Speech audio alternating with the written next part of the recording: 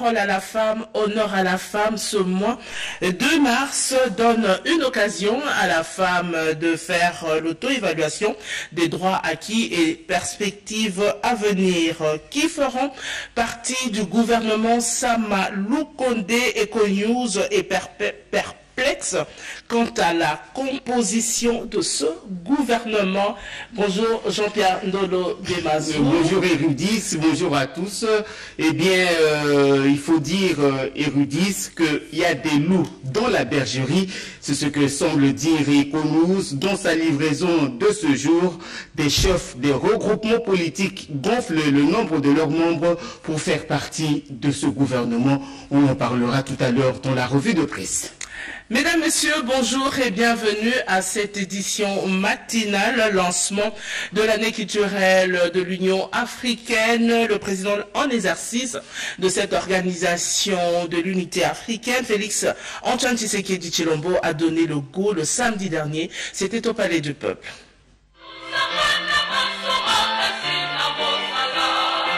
L'hymne de l'Union africaine chanté en lingala, en plus du français et du swahili, toute une symbolique de l'édification de l'Afrique par l'art, la culture et le patrimoine.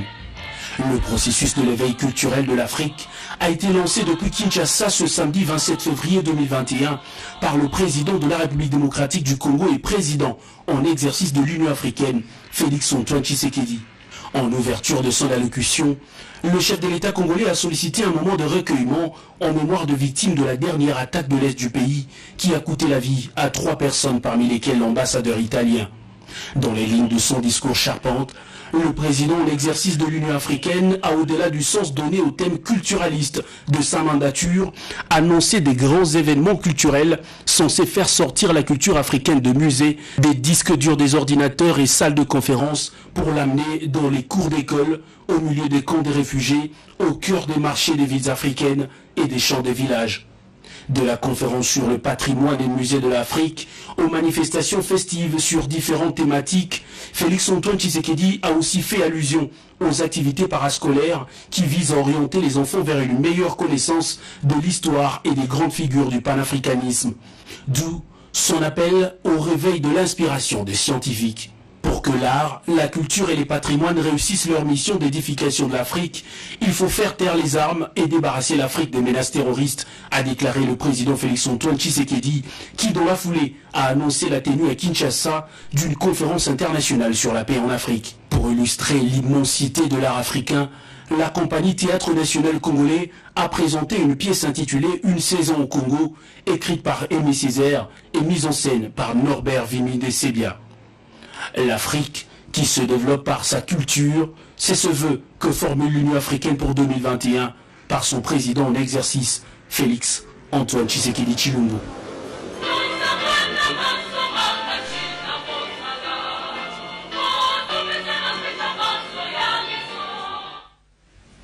C'est depuis hier dimanche que l'ambiance est assez particulière au Sénat, avec l'audition des messages de campagne des candidats aux différents postes du bureau définitif de la Chambre haute du Parlement, qui a débuté donc hier dimanche. 12 candidats au total ont été entendus, 3 au poste de questeur adjoint, 5 à la questure et 4 au poste de rapporteur adjoint.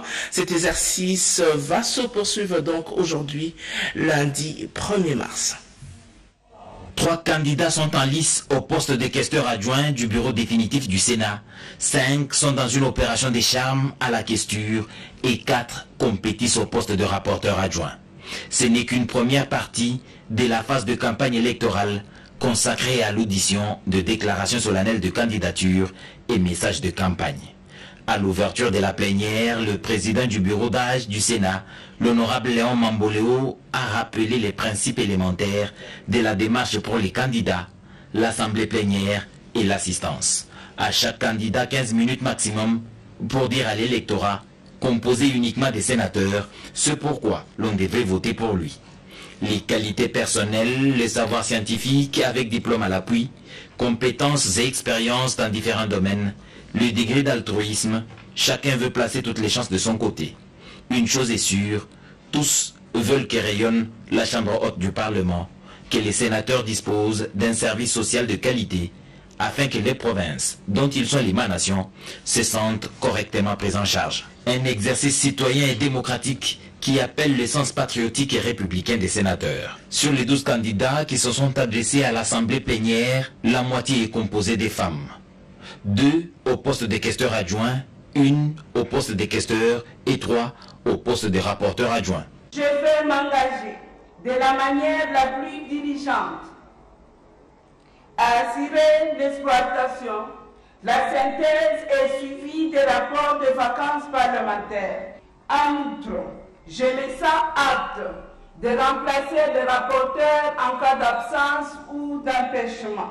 Le poste de questeur du bureau définitif du Sénat est réservé à la Grande Orientale. Cette dernière n'a pas pu trouver un consensus autour d'un de ses fils.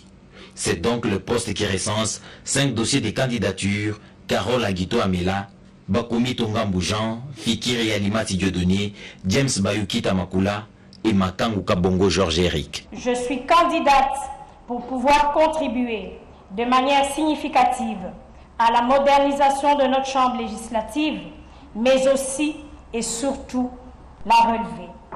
Voilà mon cheval de bataille. Agir sous la direction du président pour que chaque franc reçu du trésor public puisse être mis à la disposition de l'amélioration du travail parlementaire. Candidat au poste de questeur, le sénateur James Bayukita a choisi de laisser la chance aux autres en désistant. De toute façon, a-t-il dit, c'est la Grande Orientale qui gagne.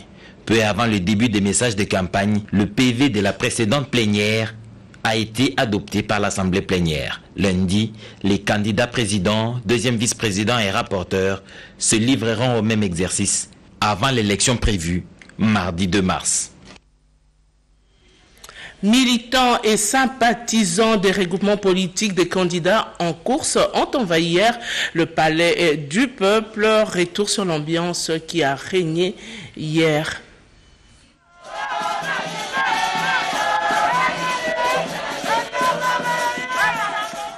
Depuis ce samedi 27 février à minuit a débuté la campagne électorale à la Chambre haute du Parlement, campagne qui va se clôturer le lundi 1er mars à minuit. Elle vise à pourvoir les 6 postes du bureau définitif laissés vacants par les pétitions qui ont occasionné la déchéance de l'ancien bureau. Une ambiance de festival culturel règne depuis ce matin, dimanche, au Palais du Peuple. Il y a du monde, des militants et sympathisants des partis politiques, emblèmes de leur parti, des groupes folkloriques en soutien à l'un ou l'autre candidat rivalisent d'ardeur. Des calicots, des affiches et des panneaux publicitaires décorent le mur et les alentours du Palais du Peuple. Le Palais du Peuple, le siège du Parlement congolais, a été envahi par des militants et sympathisants des partis et regroupements politiques de candidats en course. Les banderoles de différents candidats qui seront en lice le mardi 2 mars prochain sont perceptibles. Parmi les 17 candidats retenu pour 6 postes à pouvoir figure l'honorable Modeste Bahati Lukwebo, candidat au poste de président du Sénat. La campagne se clôture le lundi 1er mars et l'élection interviendra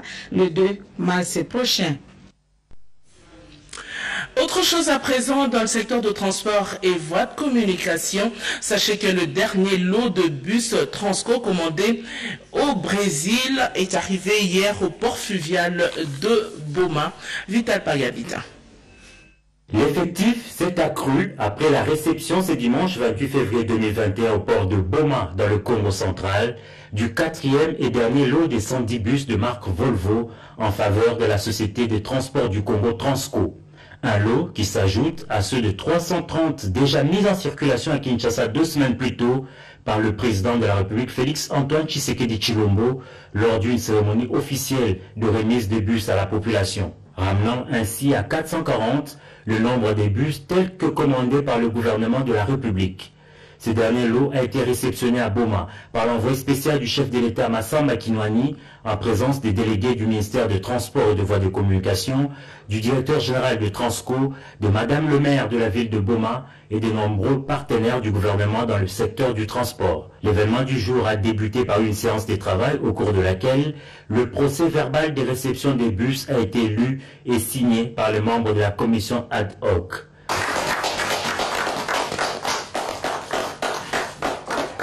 La commission réceptionne les 10 lots sous réserve que des constats techniques, panne éventuelle et défauts de fabrication pourraient être constatés par Transco, soit à charge du titulaire du marché. La procédure de mise en route des autobus se fera dans les installations des transports à Kinshasa, ont fait de vérifier la conformité de la commande aux spécifications techniques contractuelles pour l'entrée en force de la garantie commerciale. Au nom du chef de l'État, l'envoyé spécial Massamba Kinwani s'est dit honoré de recevoir ce nouveau lot de bus. Nous avons l'honneur de réceptionner ce dimanche 28 février 2021 les 110 bus restants sur la totalité de 440 nouveaux bus commandés. Tout ceci entre dans la vision démontrée du président de la République, chef de l'État, je cite, le peuple d'abord.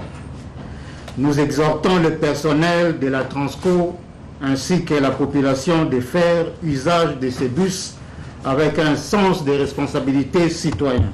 Appelée à en faire bon usage, la société Transco peut se réjouir de voir ses activités relancées en assurant la fluidité de la circulation de la population. Et puis, cette nouvelle de la Société nationale d'électricité qui annonce le Conseil spécial du chef de l'État en charge de l'environnement et développement durable a procédé dernièrement à la présentation des textes de loi portant création du Fonds national d'entretien des voies fluviales et ferroviaires. C'était dans la salle de la faculté polytechnique à l'université de Kinshasa.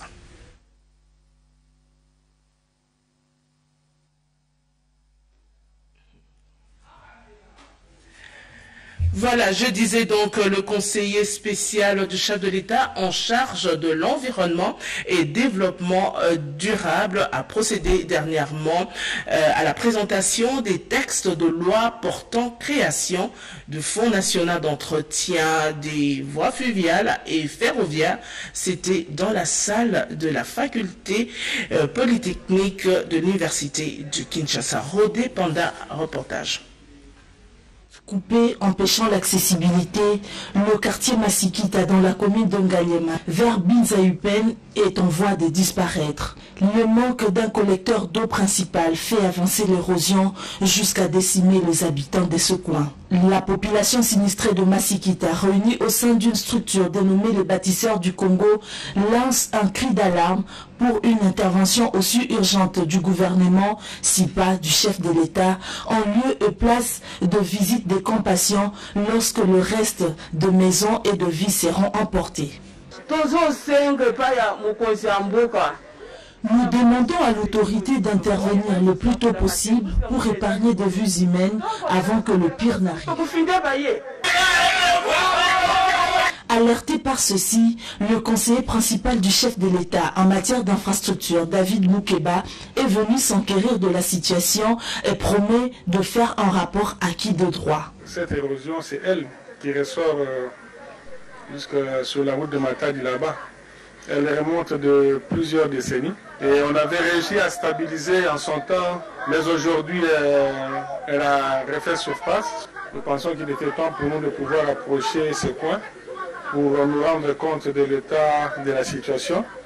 Et au retour dans nos bureaux, nous allons préparer des notes et des pistes de solutions à proposer à l'autorité pour qu'une décision soit prise, enfin que dans un premier temps on puisse stabiliser cette érosion. Au regard des pluies diluviennes qui s'annoncent, le conseiller principal du chef de l'État, David Moukeba, estime que la construction de la route de Masikita s'avère urgente pour épargner de vies humaines et des infrastructures de cette municipalité.